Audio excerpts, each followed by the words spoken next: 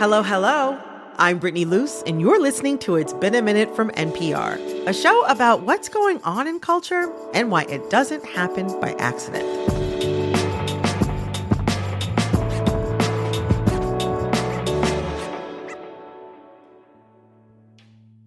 I'm just going to say it. We as a nation have somehow blasted back to 2020. Walk with me. In this year's Super Bowl, we saw Kansas City versus San Francisco again. And just like in 2020, Taylor Swift is dropping albums like hotcakes. And perhaps most eerily, we're looking at another Biden versus Trump showdown come November. Now, the first two things are reasonable enough, but a presidential rematch with the exact same two candidates?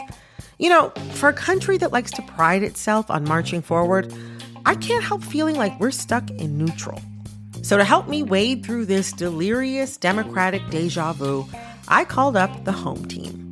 NPR politics correspondent Danielle Kurtzleben and White House correspondent Franco Ordoñez joined the show to answer an important question.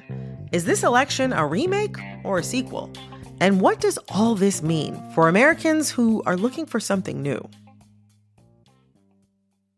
Danielle, Franco, welcome to It's Been a Minute. Excited to be here. Great to be here. So 2020 is back like it never left. And before we dive into what that says about our culture right now, I want to play a little game with you. How does that sound? Ooh. Sure. The name of the game is Democracy Doubles. I'm going to tell you what one of the candidates said. And you'll have to guess if it was from this campaign or from 2020. Oh, man. Oh, man. Yes, no buzzers, just shout the answers. And you don't win anything except for bragging rights. And the person who gets the most right wins. Okay, so first up, I have one from Biden. And you have to tell me if it's from this race or the last one. I know the American story. Again and again, I've seen the contest between competing forces in the battle for the soul of our nation.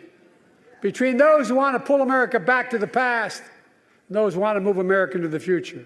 This one. I'm going to say 2020. That could be either one. Oh, it could. Absolutely. I'm now thinking Danielle may be right with 2020. I'll go with this one. He definitely talks about the soul of the nation a lot now, but he said the soul of the nation in the previous one before. Okay, well, Franco, technically for this specific quote, you are correct. That is from the 2024 State of the Union.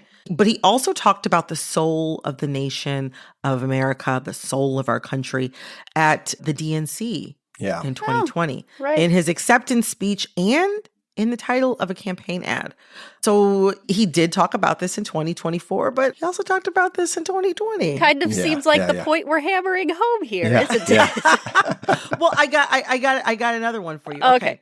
Next question. Did former President Trump say this in the lead up to this election or in a past campaign? We will rout the fake news media, we will drain the swamp, and we will liberate our country from these tyrants and villains once and for all. 2020 or 2024? I'm going to say 2020. 2024. You know, I'm going to have to give it to you again. That was Trump this year at a campaign rally in Rock Hill, South Carolina. I was at that one. God. Although draining the swamp was definitely core to his campaign in 2016. Yeah. And he brought it up again in 2020, which is odd because he had already been in the office at that point for almost 4 years. So he had a lot of time to drain the swamp, but I guess... There's a lot of stuff to drain out. It's a full swamp, you know? You know, that is actually very close to something that he said in Oh, God. 2020. Okay. Well, that's it for Democracy Doubles. It's a hard game. And by my tally, I have to declare Franco the winner. So the point of this game was to prove that we're hearing a lot of rehashed material as of recent. We've talked a lot on this show, and I've talked a lot in my career about the rehashing of material in culture, how familiarity often wins out over innovation when it comes to what gets seen and what gets made. And I can't help but think about comparing the messages of 2020 and 2024. Are the two of you at all surprised that Donald Trump and Joe Biden are candidates from major parties this year? I'd say yes and no. I'm definitely not surprised it's Biden, but Same. did not think Trump was going to run. Certainly he was flirting with it, but and then, you know, with all the indictments and the prosecutions. It didn't seem like this was around the corner at Yeah. facing 91 felonies. Yeah. My answer is a lot the same as Franco's. Biden, no, not at all surprised. Now, Trump, we watch this happen in slow motion, so it's hard to say I'm surprised right now. But were you to tell 2022, Danielle, that Trump was going to be the nominee, I would have been surprised. Both of you are out on the campaign trail. Are people excited about these options? Are they excited about this election? So if you go to a Trump rally, absolutely. Yeah. The excitement is right in your face. The lines are gigantic. It's quite amazing, the support that he has. Now, you go a mile away from that rally, and I've been to bowling alleys, cafes. It's much different. As you kind of point out, the excitement was not the same. It's a lot more nuanced. If they're Republican, there's a lot of, I'd rather someone else be there. I'd rather it be someone like Nikki Haley. I'd rather it be a new voice, someone who looks more to the future, less backwards. And certainly comes to the Democratic side, I think their motivation in many ways is just to stop Trump. And many of the Republicans, too. Agree with everything Franco said. There are the super Trump fans. There are the people on the Democratic side who really love Biden and also who just are party activists and are always going to come out. But a lot of the enthusiasm this year, I really think, is going to be negative enthusiasm against the other candidate. We saw this in 2016. We saw it in 2020 to some degree. And we're going to see it again right now. And it's just a question of whether that is enough enthusiasm to get people out of their houses to vote. When we sort of pull out a little bit and we look at the polling for both Biden and Trump, I think we can read between the lines and see that there's a clear desire for change from the public. And I can't help but wonder, even though he's already served as president, is Donald Trump more primed to be the candidate of change in this election? Because right now he's not the president. That said, in some states, up to 20 to 30% of voters in the respective Republican primaries are saying that Trump no longer represents the anti-establishment because he himself had become the establishment.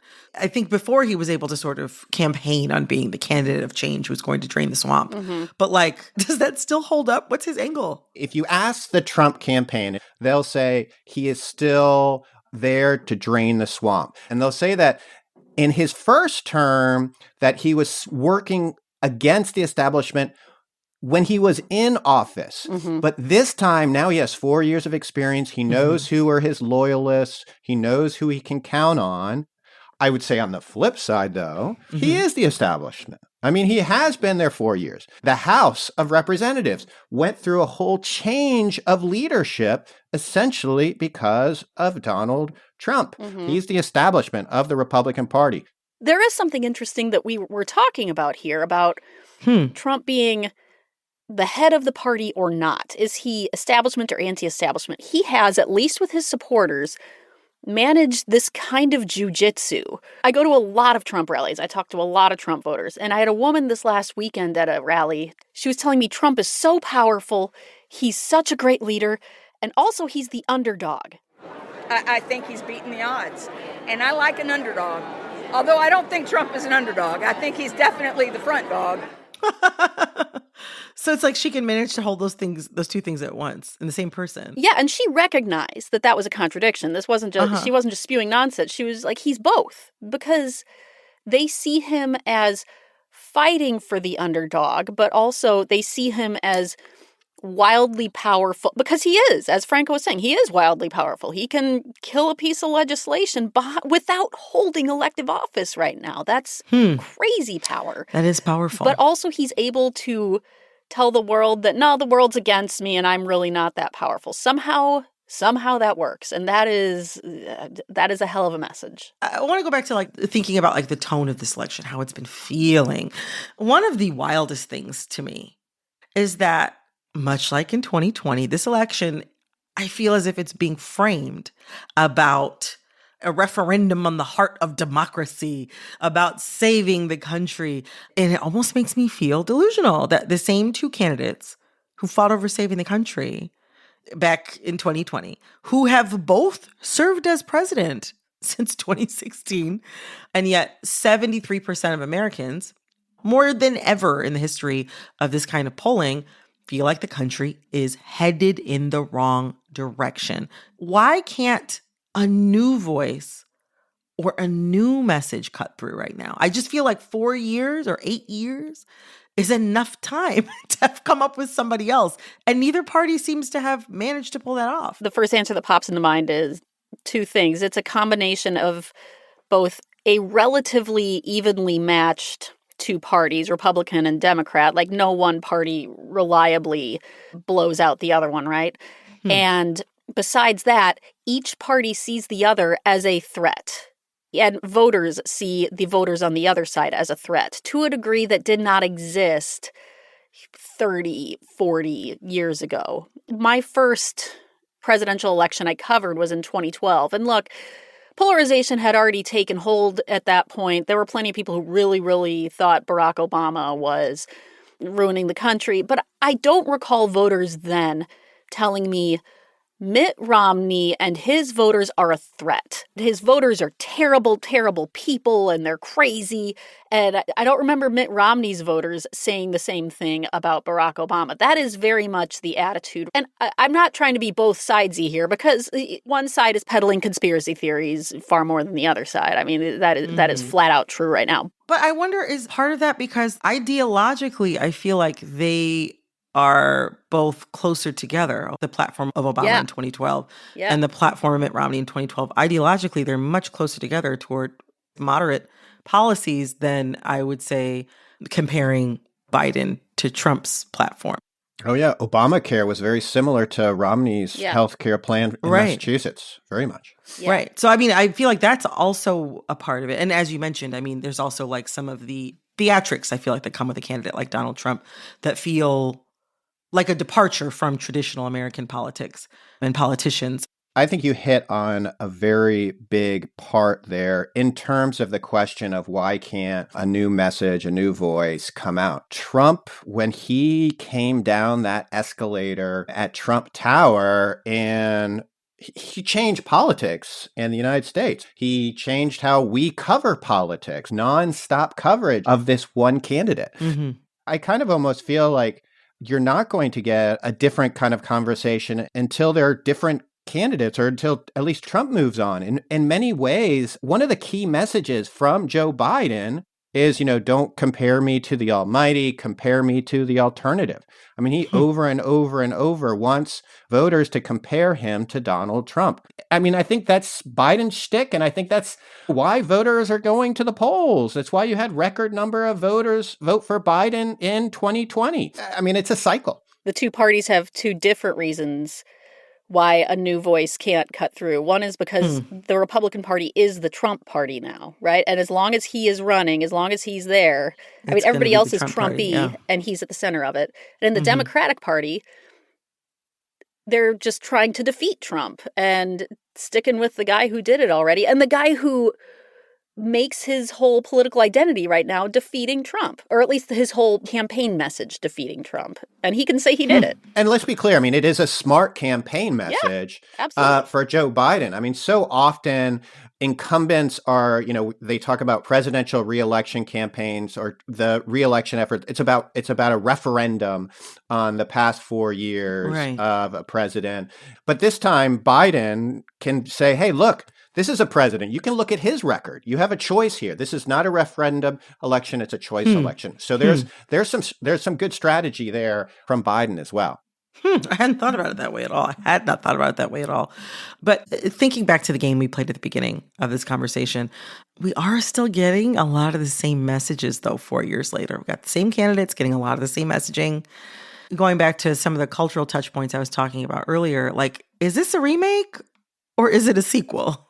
I'd say sequel. It's not a remake. Even if this is a very similar election message-wise, the game board is just so different. First of all, plenty of Americans are going to remember the riots, the attacks on the Capitol on January 6th, and the outcome of that. And relatedly, seeing Trump be indicted 4 times. I mean, we do have polling that shows that were Trump convicted of a crime, there's a good number of his voters who would not want to vote for him again.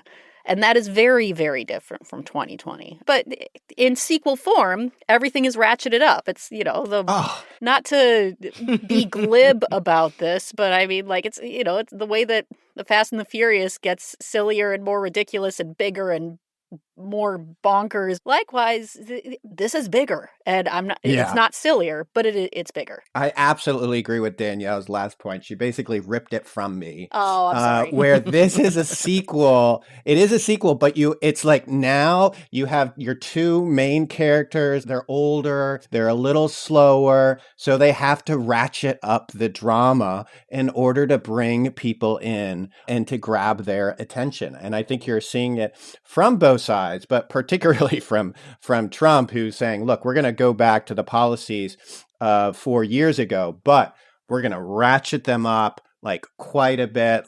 Biggest deportation effort in America. Biden's again talking about like this, the democracy is at stake. And look, every single election is the most important election there ever was. I mean, how many times have we heard that one? Every single election that I have been able to vote in, yes. And they're, turning it up again, just like before. Well, Danielle, Franco, thank you so much for joining me today. Thank you, Brittany. Oh, yeah, this is great. Thanks again to Danielle Kurtzleben and Franco Ordoñez. Coming up, we're digging into a novel that takes place in the middle of, you guessed it, a presidential campaign. It digs into how faith works in politics.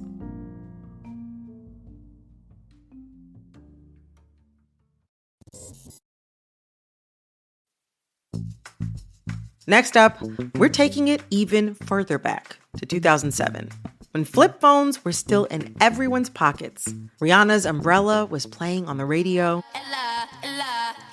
and a relatively unknown Illinois senator announced his candidacy for president. You know the one. So let me be clear. It's this campaign and this time period that inspired New Yorker critic Vinson Cunningham's new debut novel. It's called Great Expectations. And yep, that is a crib from Charles Dickens. Great Expectations is about a young man. His name is David Hammond. And he has kind of stumbled into the middle of a world historic event, namely a presidential campaign. But really, the book is a coming-of-age story. And Vinson, he remembers that time period and that candidacy particularly well. I should say at the outset that I, as a young man of 22 and 23 years old, worked for the first Obama campaign. So some of this experience, though not all of what comes in the book, some of it, though, is certainly drawn from my experience.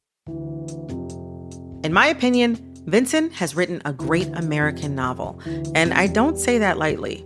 It has so much to say about the optimism of that time, American politics as a sort of religion, and what it means to search for something to believe in.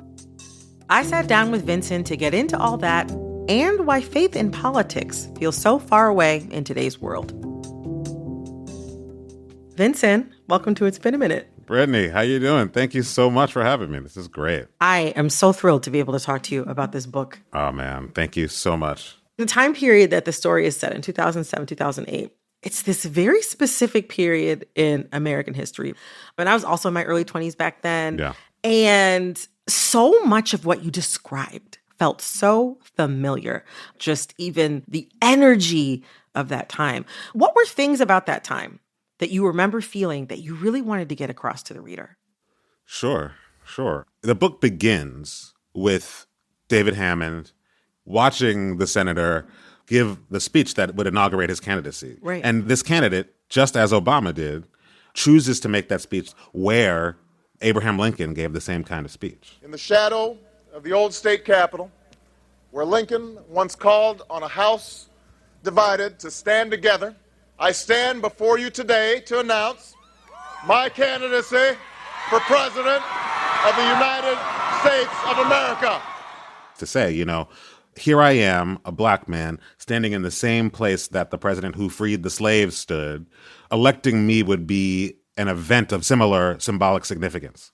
Hope and change was the cliche that came over and over from the campaign. But This idea of America almost as a literary text with passages that felt inevitable, that certain strands that started in the 19th century could culminate now, right? That you could have a narrative complete itself through the figure of one person, right? The resolution of a narrative. Say more about what you mean by that. He would talk about Lincoln in this way that made you think about emancipation and think about how it might culminate in a black president. He would talk a lot about King and how perhaps the dream of Dr. King, as they talked about it when we were kids, the dream of Dr. King could be resolved in him. I chose to run in this election at this moment because of what Dr. King called the fierce urgency of now. He was very deft at creating these correspondences between the present moment and the past of the country. One of the jobs of a novel is to manage symbols in this way too, right? You're trying to create correspondences, things that like ring like bells all across the text. And so it was interesting to try to do that around a figure who had done that in real life. Something that I recall from that time is like a sort of wild optimism that so many people held. How is that manic optimism unique to that period?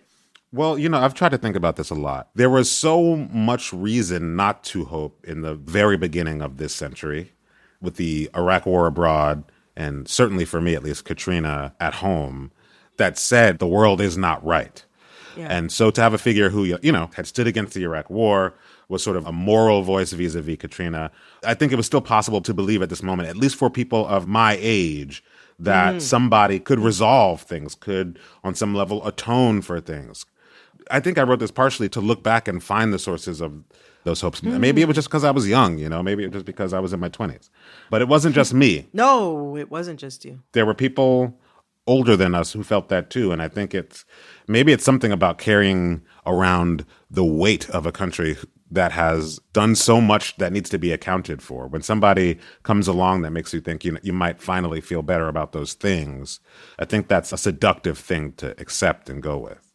It's interesting because I remember feeling a lot of optimism, but also that even that optimism in and of itself, it took me a journey to get there. Similarly to David in the first chapter of Great Expectations, when he sees the candidate announce his candidacy on the steps of the Illinois State House, David comes away thinking, I can't say that I thought he would win.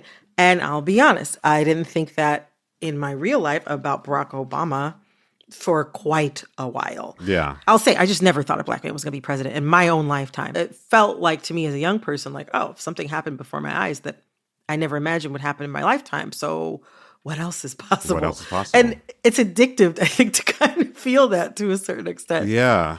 But to see it happen was like a true mental transformation. I totally agree. Yeah, it makes me think about one of the things that's really central to Great Expectations, David's desire to believe in something. Yeah. He grew up in a strongly religious household, but, he wavered in and out of belief starting in college. And during the story, he redirects some of his desire to believe into his job in politics. Like, while I think all humans, or at least most, the overwhelming majority, search for something to believe in, Great Expectations also looks at near religious belief as a central force of American politics. How is belief baked into the American political landscape? I think, as someone who was raised just like David Hammond, I was raised in a religious environment. I was taught to read scripturally. The way that you address a bit of scriptural literature is you're using all of your powers of metaphor, foreshadowing, reading something in the Old Testament and looking how it might ring forward and culminate in Christ or something like that. I think that is deeply embedded in American political thinking because I think of the way, especially since we're such a textual nation, it's like how the Declaration and the Constitution then come along and ring again in, let's say, the Gettysburg Address, how Lincoln almost rewrites the Declaration of Independence, how then King's speeches reach back to those former sources. This has been a nation of a kind of scriptural interpretation of our founding documents. This kind of reading, I think, is, to me at least, important to how America sees itself moving forward. Coming up, the role of fathers in Great Expectations and in our political fantasies. Stick around. Fathers are all over this book. I've been very interested in like the fatherness of it all.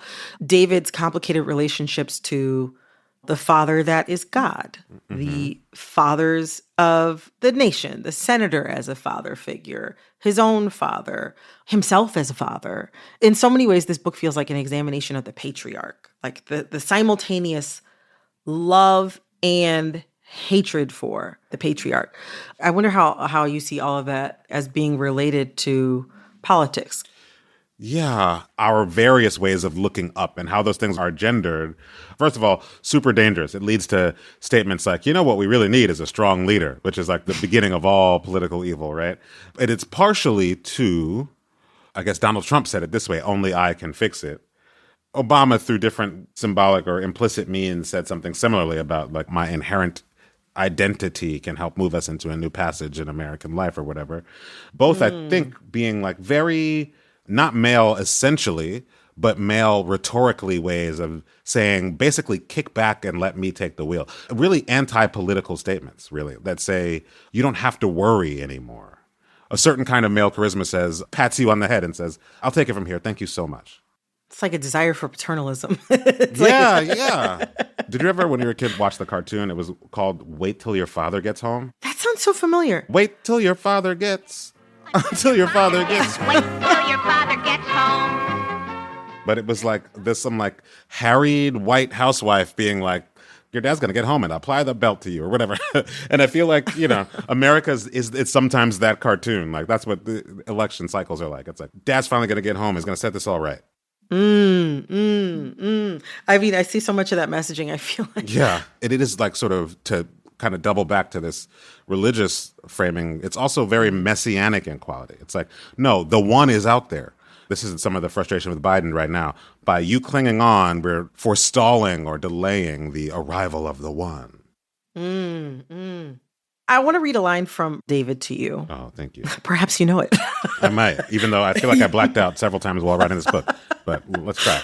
All right. David says at one point in this book, I was made to feel most at home amid excruciating cognitive dissonance, the kind that never resolved. I believed and didn't believe and felt the strain. That really resonated with my team and with me. And it feels like one of the most apt descriptions of what it is like to live today. Yeah. To like see what's happening in Gaza or living through the continuation of the COVID-19 pandemic, you know, right. Believing that a better world is possible, but like faltering in that belief constantly. Like that excruciating cognitive dissonance is every day. That's right. It's a political reality. You know, you can watch the excruciating images coming out of Gaza and then go to some cocktail party. It goes on and on. I mean, that quote comes from a part of the book where he's talking specifically about his upbringing and how someone could say something awful about a gay person over the pulpit, but then every person in the choir that's going to sing right after this horrible sermon, several of those people are obviously gay. That we can say we believe this, but then this other thing is right there under the crust. And you're supposed to keep a double mind or a sort of compartmentalized mind about rhetorical reality and actual reality, or political reality and personal reality. The more ludicrous and more sort of surreal those distances become, I think the more that mental strain also becomes. You end up not being able to articulate things that you know about life. They haven't been spoken before. I've had that experience where something is happening and you know that it's real, but it runs so counter to something that you've been told to believe or something that you've been taught that you can't even find the language That's to right. express the truth of a given situation, because it's just like they might as well be on two separate planets. That's right. Maybe one way to sort of define growing up is to finally develop a private language that can accommodate more reality, that can accommodate more of what you actually feel as opposed to what you hear from without. I love that. Private language. I love that. You know, I can't help but think about where belief fits into politics today. For many Americans, it feels like the kind of faith that you talk about in this book, corresponding with the Obama era. That kind of faith feels so far away, I feel like right now for many people. Why do you think that is? The sort of tragicomic reality of that moment of hope is that right at the moment that Obama is elected is also basically right when the financial crisis starts, right? Toward the end of the book and toward the end of the campaign, this happens. The hope immediately sort of reached a crest and started to cascade. Having lost so many faith in so many institutions, the rise of mass movements, whether it be Occupy Wall Street or Black Lives Matter, or in the last 2 or 3 years, a really, for me, heartening revival of the labor movement. Maybe it means that, okay, we've displaced that faith and placed it in each other. I mean, and that's also like a very obvious foil for that father figure, like for that paternalism. Like you can't desire one leader if you are focused on spreading and multiplying your faith among the people around you. That's right. Yeah. It's such a paradox that, like, even though Obama in our minds still has this, if, like you mentioned, if you go back to that time, the word that comes up in connection with him is hope. It might just be that his emergence, like the perfectly charismatic presidential candidate, the person who symbolized so much that mattered to us, maybe he was the end of the charismatic presidency. Maybe the disillusionment that followed that experience has finally taught us that no election is actually going to be the epical moment. All through my life, every election has been the most important one ever. And like my body does not respond to that signal anymore. Well, Vinson. Brittany. I have really enjoyed talking to you about this book. Thank you so much. Thanks again to Vinson Cunningham. His book, Great Expectations, is out this week, and you can find his other work at The New Yorker.